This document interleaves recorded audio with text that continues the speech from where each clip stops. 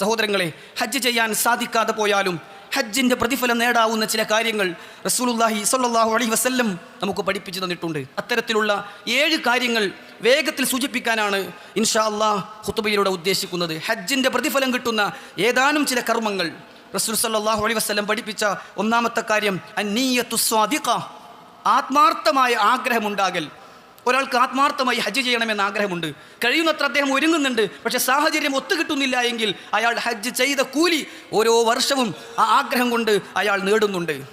എന്തേ കാരണം? റസൂലുള്ളാഹി സ്വല്ലല്ലാഹു അലൈഹി വസല്ലം പറഞ്ഞു, ഇന്നമൽ അഅ്മാലു ബിന്നിയാത്ത്, ഉദ്ദേശമനുസരിച്ച് കൊണ്ടാണ് കർമ്മങ്ങൾ സ്വീകരിക്കപ്പെടുക, പരിഗണിക്കപ്പെടുക എന്നവിടുന്ന് പഠിപ്പിച്ചു തന്നിട്ടുണ്ട്. മാത്രവുമല്ല റസൂൽ സ്വല്ലല്ലാഹു അലൈഹി വസല്ലം പറഞ്ഞു, ദുനിയാവ് 4 വിഭാഗം ആളുകളുടേതാണ്.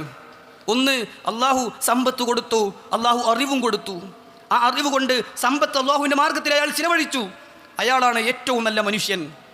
രണ്ടാമതായി റസൂലുള്ളാഹി പറഞ്ഞു, വഅബ്ദുൻ റസഖഹുല്ലാഹു ഇൽമൻ വലം യർസുഖഹു മാല, ഒരാൾക്ക് അള്ളാഹു അറിവ് കൊടുത്തു, സമ്പത്ത് കൊടുത്തില്ല. ആ അറിവ് കൊണ്ട് സമ്പത്ത് ചിലവഴിക്കുന്നത് കണ്ട്, സമ്പത്ത് കൊണ്ട് ഹജ്ജിന് പോകുന്നത് കണ്ട്, സ്വതക്ക കൊടുക്കുന്നത് കണ്ട് അയാൾ ഇങ്ങനെ മനസ്സിൽ ആഗ്രഹിക്കുകയാണ്, ലൗ അന്നലി മാല, എനിക്കും പൈസ ഉണ്ടായിരുന്നെങ്കിൽ അമിൽതു ബി അമലി ഫുലാൻ, ഇയാൾ ചെയ്യുന്നതൊക്കെ എനിക്ക് ചെയ്യാമായിരുന്നു, എനിക്കും ഹജ്ജിന് പോകാമായിരുന്നു എന്നിങ്ങനെ മനസ്സുകൊണ്ട് പറഞ്ഞു. റസൂലുള്ളാഹി പറഞ്ഞു, ഫഹുവ ബിനിയ്യതിഹി, അയാൾ അദ്ദേഹത്തിൻ്റെ ആ നിയ്യത്തിനനുസരിച്ച് ഫഅജ്റുഹു മാ സവാ, ആദ്യത്തെ വ്യക്തിയുടെ അതേ കൂലി വാങ്ങും എന്ന് റസൂലുള്ളാഹി സ്വല്ലല്ലാഹു അലൈഹി വസല്ലം പറയുകയാണ്. മൂന്നാമത്തേത്, അള്ളാഹു അറിവും കൊടുത്തില്ല, എന്നാൽ അള്ളാഹു സമ്പത്ത് കൊടുത്തിട്ടുണ്ട്. ആ സമ്പത്ത് കൊണ്ട്, അറിവില്ലായ്മ കൊണ്ട് തന്നെ ദുഷിച്ച കാര്യങ്ങൾക്ക് വേണ്ടി അയാൾ ചിലവഴിച്ചു, അയാളാണ് ഏറ്റവും മോശം മനുഷ്യൻ. നാലാമത്തേത്, സമ്പത്തുമില്ല, അറിവുമില്ല, സമ്പത്ത് ദുഷിച്ച കാര്യങ്ങൾക്ക് ചെലവഴിക്കുന്നത് കണ്ടിട്ട് ഇയാളിങ്ങനെ ആഗ്രഹിക്കുക, എനിക്കും പൈസ ഉണ്ടെങ്കിൽ എനിക്കും ഇങ്ങനെ ദൂർത്തടിക്കാമായിരുന്നു, എനിക്കും ഈ തിന്മകളൊക്കെ ചെയ്യാമായിരുന്നു, രണ്ടുപേരും കുറ്റത്തിൽ ഒരുപോലെയാണ് എന്ന് റസൂലുള്ളാഹി സ്വല്ലല്ലാഹു അലൈഹി വസല്ലം പഠിപ്പിക്കുകയാണ്. സഹോദരങ്ങളെ, ആത്മാർത്ഥമായ ഒരു ആഗ്രഹം ഉണ്ടാവുക എന്നതാണ് ഹജ്ജിൻ്റെ കൂലി വാങ്ങാനുള്ള ഒന്നാമത്തെ കാര്യമെങ്കിൽ, രണ്ടാമത്തേത് അറിവ് പകരുകയോ നുകരുകയോ ചെയ്യാൻ വേണ്ടി പള്ളിയിൽ ഹാജരാവുക എന്നതാണ്. അത് ജുമുഅ ഖുതുബക്കാണെങ്കിലും അല്ലാത്ത കാര്യങ്ങൾക്കാണെങ്കിലും ഖുർആൻ ക്ലാസ്സുകൾക്കാണെങ്കിലും ഫിഖ് പഠന ക്ലാസ്സുകൾക്കാണെങ്കിലും അറിവ് നേടാനോ അറിവ് പകർന്നു കൊടുക്കാനോ വേണ്ടി പള്ളിയിൽ ഹാജരാകൽ ഹജ്ജിൻ്റെ കൂലി കിട്ടുമെന്നാണ്. റസൂലുള്ളാഹി സ്വല്ലല്ലാഹു അലൈഹി വസല്ലം പറയുകയാണ്, മൻ ഗദാ ഇലൽ മസ്ജിദി, ആരെങ്കിലും പള്ളിയിലേക്ക് പോയി, ലാ യുരീദു ഇല്ലാ യതഅല്ലമ ഖൈറാ, എന്തെങ്കിലും ഒരു നന്മ പഠിക്കാൻ വേണ്ടിയാണ് അയാൾ പോകുന്നത്, ഔ യുഅല്ലിമഹു, അല്ലെങ്കിൽ മറ്റുള്ളവരെ പഠിപ്പിക്കാനാണ്, കാന ലഹു കഅജ്രി ഹാജിൻ താമ ഹജ്ജതുഹു, പൂർണ്ണമായൊരു ഹജ്ജ് ചെയ്ത പ്രതിഫലം അയാൾ അതിലൂടെ നേടുന്നതാണ്. പക്ഷേ സഹോദരങ്ങളെ, ആ ഉദ്ദേശത്തോടെ വരണം. ഒരു ക്ലാസ്സിന് വരുമ്പോൾ, ഒരു ഖുതുബക്ക് വരുമ്പോൾ എനിക്ക് ഇൽമ് കിട്ടണം, എനിക്കറിയുന്നത് മറ്റുള്ളവർക്ക് പറഞ്ഞു കൊടുക്കണം എന്ന ആഗ്രഹത്തോടെ ശുഹൂദു മജാലിസിൽ ഇൽമി ഫിൽ മസാജിദി തഅല്ലുമൻ ഔ തഅലീമ, പഠിക്കാനോ പഠിപ്പിക്കാനോ പള്ളിയിൽ ഹാജരാകൽ ഹജ്ജിൻ്റെ കൂലി കിട്ടുന്ന കാര്യമായി റസൂലുള്ളാഹി സ്വല്ലല്ലാഹു അലൈഹി വസല്ലം നമുക്ക് പഠിപ്പിച്ചു തരികയാണ്. മൂന്നാമത്തേത് ശുഹൂദുൽ ഫറായിലി ജമാഅത്തൻ ഫിൽ മസാജിദ്, പള്ളിയിലെ ജമാഅത്ത് നമസ്കാരങ്ങൾക്ക്, ഫർള് നമസ്കാരങ്ങൾക്ക് ആത്മാർത്ഥമായി ഹാജരാവുക എന്നത് ഹജ്ജിൻ്റെ കൂലി കിട്ടുന്ന കാര്യമാണ്. റസൂൽ സ്വല്ലല്ലാഹു അലൈഹി വസല്ലം പറയുകയാണ്, മൻ മശാ ഇലാ സ്വലാത്തിൻ മക്തൂബത്തിൻ ഫിൽ ജമാഅ, ജമാഅത്ത് നമസ്കാരത്തിൽ, നിർബന്ധ നമസ്കാരത്തിന് ആരെങ്കിലും പള്ളിയിലേക്ക് നടന്നുപോയാൽ ഫഹിയ കഹജ്ജ, ഹജ്ജ് ചെയ്ത പോലെ കൂലിയാണ്. വമൻ മശാ ഇലാ സുബ്ഹത്തിൽ ദുഹാ, ദുഹാ നമസ്കാരത്തിനാണ് ഒരാൾ പോകുന്നതെങ്കിലോ കാന ലഹു കഅജ്രിൽ മുഅ്തമിർ, ഉംറ ചെയ്തവൻ്റെ പ്രതിഫലമാണ്.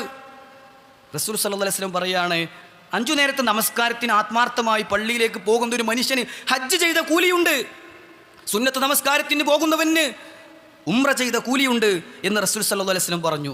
ഒരു ഹദീസിൽ ചില നിബന്ധനകൾ കൂടി പറഞ്ഞു. മൻ ഖറജ മിൻ ബൈതിഹി മുതതഹിറ, വീട്ടിൽ നിന്ന് വുളു എടുത്തുകൊണ്ടാണ് അയാൾ പള്ളിയിലേക്ക് പോകുന്നത്, ഇലാ സ്വലാത്തിൻ മക്തൂബ, ഫർള് നമസ്കാരത്തിന് പോകുന്നത് എങ്കിൽ ഫഅജ്റുഹു കഅജ്രിൽ ഹാജിൽ മുഹ്രിം, ഇഹ്റാമിൽ പ്രവേശിച്ച ഒരു ഹാജിയുടെ കൂലി അയാൾക്ക് അല്ലാഹു കൊടുക്കും. അഥവാ വുളുവോട് കൂടിയാണ്, ശുദ്ധിയോട് കൂടിയാണ് അയാൾ പള്ളിയിൽ പോകുന്നതെങ്കിലാണ് ആ പ്രതിഫലമുള്ളത് എന്നാണ് ചില ഹദീസുകളിൽ നിന്ന് മനസ്സിലാകുന്നത്. സഹോദരങ്ങളെ, ഹജ്ജിൻ്റെ കൂലി കിട്ടുന്ന നാലാമത്തെ ഒരു കാര്യമാണ് അദാഉ സ്വലാത്തിൽ ഇഷ്റാഖ്, ഇഷ്റാഖ് നമസ്കാരം നിർവഹിക്കൽ. നമ്മൾ പലപ്പോഴായി കേട്ടിട്ടുള്ള കാര്യമാണ്. റസൂൽ സ്വല്ലല്ലാഹു അലൈഹി വസല്ലം പറഞ്ഞു, മൻ സ്വല്ലൽ ഗദാത ഫി ജമാഅ, ആരെങ്കിലും സുബ്ഹ് നമസ്കാരം ജമാഅത്തായി നിർവഹിച്ചു, സുമ്മ ഖഅദ, പിന്നെ അവിടെ തന്നെ ഇരുന്നു, യദ്കുറുല്ലാഹ ഹത്താ തത്ലു അശ്ശംസു, സൂര്യൻ ഉദിക്കുന്നത് വരെ അല്ലാഹുവിനെ ഓർത്തുകൊണ്ട് ദിക്റുകൾ ചൊല്ലിക്കൊണ്ട് അവിടെ തന്നെ ഇരുന്നു. സൂര്യൻ ഉദിച്ച് ഒരു 10, 15, 20 മിനിറ്റ് കഴിഞ്ഞു, സുമ്മ സ്വല്ലാ റകഅതൈനി, എന്നിട്ട് 2 റക്അത്ത് ദുഹ നമസ്കാരം, ഇഷ്റാഖിൻ്റെ നമസ്കാരം നിർവഹിച്ചാൽ കാനത്ത് ലഹു, അവനുണ്ട് കഅജ്രി ഹജ്ജത്തിൻ വ ഉംറത്തിൻ താമ്മ താമ്മ താമ്മ, നിറഞ്ഞ തികഞ്ഞ സമ്പൂർണ്ണമായ മഖബൂലായ മബ്റൂറായ ഹജ്ജിൻ്റെയും ഉംറയുടെയും കൂലി അള്ളാഹു അയാൾക്ക് കൊടുക്കും എന്ന് റസൂലുള്ളാഹി സ്വല്ലല്ലാഹു അലൈഹി വസല്ലം നമുക്ക് പഠിപ്പിച്ചു തരികയാണ്. സഹോദരങ്ങളെ, ഹജ്ജിൻ്റെ കൂലി കിട്ടുന്ന അഞ്ചാമത്തെ കാര്യം ദിക്റുല്ലാഹി തആല ബഅദ സ്വലാഹ്, നമസ്കാര ശേഷം ചൊല്ലുന്ന 33 തവണ വീതം സുബ്ഹാനല്ലാഹ്, അൽഹംദുലില്ലാഹ്, അല്ലാഹു അക്ബർ എന്ന് ചൊല്ലുന്നതിന് ഹജ്ജിൻ്റെ കൂലിയുണ്ട്. റസൂൽ സല്ലല്ലാഹു അലൈഹി വസല്ലം അടുക്കലേക്ക് ചില ഫുഖറാഉകൾ, ദരിദ്രർ, പാവങ്ങൾ കടന്നു വരികയാണ്. എന്നിട്ട് പ്രവാചകൻ സല്ലല്ലാഹു അലൈഹി വസല്ലമയോട് അവർ പരാതി പറയുകയാണ്. ദഹബ അഹ്ലുദ് ദുസൂരി മിനൽ അംവാലി ബിദറജാത്ത്, റസൂലേ, പണമുള്ള ആളുകളൊക്കെ പണം കൊണ്ട് കൂലി വാങ്ങുകയാണ്, പ്രതിഫലം നേടുകയാണ്. എന്നിട്ട് ഉദാഹരണം പറയുന്നുണ്ട്, യുസല്ലൂന കമാ നുസല്ലി, ഞങ്ങൾ നമസ്കരിക്കുന്ന നമസ്കാരമൊക്കെ പൈസക്കാർക്ക് പണക്കാർക്കുണ്ട് റസൂലേ. വയസൂമൂന കമാ നസൂം, ഞങ്ങൾ നോമ്പെടുക്കുന്നത് പോലെ അവരും നോമ്പെടുക്കുന്നുണ്ട് പ്രവാചകരെ. പക്ഷേ വലഹും ഫദ്ലും മിൻ അംവാൽ, അവർക്ക് സാമ്പത്തിക ശേഷിയും ഉള്ളതുകൊണ്ട് യുഹജ്ജൂൻ ബിഹാ വയഅ്തമിറൂൻ, അവർ ഹജ്ജിന് പോകുന്നു, അവർ ഉംറക്ക് പോകുന്നു എന്ന് പറഞ്ഞാൽ അന്ന് പോലും ഹജ്ജ് ചെയ്യാൻ, ഉംറ ചെയ്യാൻ സാധാരണ അവസ്ഥയിൽ നിന്ന് വ്യത്യസ്തമായി സാമ്പത്തിക ശേഷി വേണ്ടിയിരുന്നു എന്നർത്ഥം. തൻ്റെ കുടുംബത്തിന് ആദ്യം തന്നെ കാര്യങ്ങളൊക്കെ ഏൽപ്പിച്ചാണല്ലോ പോകേണ്ടത്. അങ്ങനെ ചില ഒരുക്കങ്ങൾ ആവശ്യമായിരുന്നു. അതുകൊണ്ട് സ്വഹാബികൾ വന്നിട്ട് പറയാണ്, അവർക്ക് പണമുള്ളത് കൊണ്ട് അവർ ഹജ്ജ് ചെയ്യുന്നുണ്ട് പ്രവാചകരെ, അവർ ഉംറ ചെയ്യുന്നുണ്ട് പ്രവാചകരെ. വയുജാഹിദൂന വയതസദ്ദഖൂൻ, അവർ അല്ലാഹുവിൻ്റെ മാർഗത്തിൽ സമ്പത്ത് കൊണ്ട് ജിഹാദ് ചെയ്യുകയാണ്, ദാനധർമ്മം ചെയ്യുകയാണ്. റസൂൽ സല്ലല്ലാഹു അലൈഹി വസല്ലം പറഞ്ഞു, അലാ ഉഹദ്ദിസുക്കും, ഞാൻ നിങ്ങൾക്കൊന്നൊരു കാര്യം പറഞ്ഞു തരട്ടെ, ഇൻ അഖത്തും അദ്റക്തും മിൻ സബഖക്കും, അതെങ്ങാനും നിങ്ങൾ സ്വീകരിച്ച് ചെയ്യുകയാണെങ്കിൽ ഈ പോകുന്ന ആളുകളൊക്കെ കൂലി നിങ്ങൾക്ക് പോകാതെ കിട്ടും. എന്നിട്ട് റസൂൽ സല്ലല്ലാഹു അലൈഹി വസല്ലം പഠിപ്പിച്ചു കൊടുത്തു, നിങ്ങൾ ഓരോ ഫർള് നമസ്കാര ശേഷവും സുബ്ഹാനല്ലാഹ്, അൽഹംദുലില്ലാഹ്, അല്ലാഹു അക്ബർ എന്നിവ 33 തവണ വീതം പറയുക എന്ന് അവിടുന്ന് പഠിപ്പിച്ചു കൊടുക്കുകയാണ്. പിന്നീട് പണക്കാരും ഇതറിയുകയും അവർ ഈ ദിക്റുകൾ ചൊല്ലാൻ തുടങ്ങുകയും അവിടെയും അവർ മുൻകടന്നു എന്നും അത് പ്രവാചകനോട് സ്വഹാബികൾ പറഞ്ഞപ്പോൾ ദാലിക ഫളലുല്ലാഹ് യുതീഹി മൻ യശാ, അത് അല്ലാഹുവിൻ്റെ ഔദാര്യമാണ്, അവൻ ഉദ്ദേശിക്കുന്നവർക്ക് കൊടുക്കുന്നതാണ് എന്ന ആയത്ത് റസൂലുള്ളാഹി സ്വല്ലല്ലാഹു അലൈഹി വസല്ലം ഓതുകയുണ്ടായി എന്നുമൊക്കെ ഹദീസുകളിൽ നമുക്ക് കാണാൻ സാധിക്കും. സഹോദരങ്ങളെ, ഹജ്ജിൻ്റെ കൂലി കിട്ടുന്ന മറ്റൊരു കാര്യമാണ് റമളാനിൽ ഉംറ നിർവഹിക്കുക എന്നത്.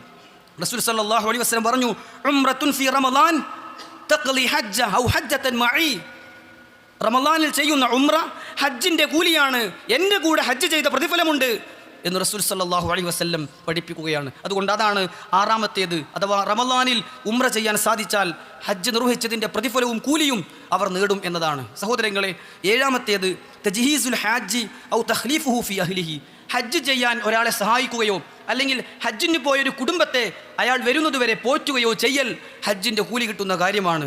റസൂലുള്ളാഹി സ്വല്ലല്ലാഹു അലൈഹി വസല്ലം പറഞ്ഞു, മൻ ജഹ്ഹസ ഗാസിയ, ഏതെങ്കിലും ഒരു യോദ്ധാവിനെ ഒരാൾ സാമ്പത്തികമായും മറ്റും ഒരുക്കിയാൽ, ഔ ജഹ്ഹസ ഹാജ്ജൻ, അല്ലെങ്കിൽ ഹജ്ജിന് പോകാൻ ഒരാളെ സഹായിച്ചാൽ, ഔ ഖല്ലഫഹു ഫി അഹ്ലിഹി, അല്ലെങ്കിൽ ഹജ്ജിന് പോകുന്ന ഒരാൾക്ക് കുടുംബത്തിന് സഹായം കൊടുത്താൽ, ഔ ഫത്തറ സ്വായിമ, അല്ലെങ്കിൽ നോമ്പുകാരനെ നോമ്പ് തുറക്കാൻ സഹായിച്ചാൽ, കാന ലഹു മിസ്ലു ഉജൂരിഹിം മിൻ ഗൈരി അൻ യൻഖുസ മിൻ ഉജൂരിഹിം ഷൈഅ, അവരുടെ കൂലി ഒട്ടും കുറയാതെ ഈ കൊടുത്ത വ്യക്തിക്ക് അതേ കൂലി കിട്ടും.